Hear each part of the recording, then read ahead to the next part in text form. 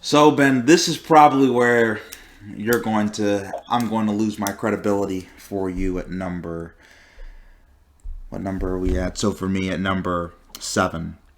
I know you're not going to like what I have to say, but somebody needs to say this, Ben.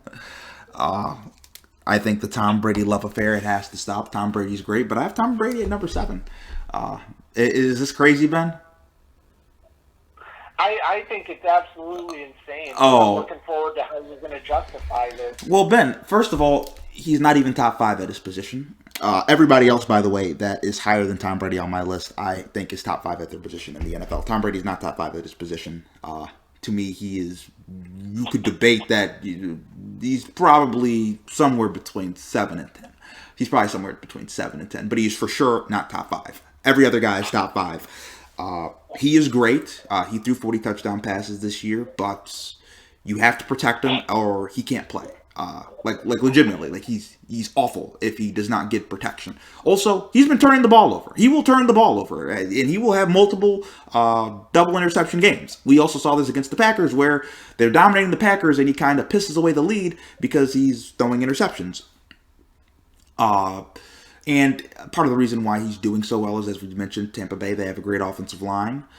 They have bevy, a bevy of weapons. Mike Evans, Chris Godwin. Antonio Brown is a luxury on this team. That's what he's dealing with. Rob Gronkowski, Cameron Braids, O.J. Howard, who's one of the most underrated tight ends in the NFL, tore his Achilles against the Los Angeles Chargers. And it's like, oh, no big deal. Hey, they have so many, and they even have Scotty Miller. My God, people are saying Scotty Miller's faster than Tyreek Hill. And they have him, and he's like the forgotten guy in all this. So with all these weapons, of course Tom Brady is going to do well, because Tom Brady is still, to me, a top 10 quarterback. So you know what? Statistically, he's going to look like that, but he is actually not. He is not a top 5 guy at his position. He is not one of the upper echelon, top tier guys at the position still at his age, even though he's still great and you can still win a Super Bowl with him. So the other guys that I have, I hold in higher regard at their position. Okay, well, I think it's debatable about whether he's top 5 right now. But I will say this: I mean, when you switch teams after being somewhere for like 20 years, and then you take a team that was basically irrelevant, and now they're in the Super Bowl, I think that says something about the kind of player you are.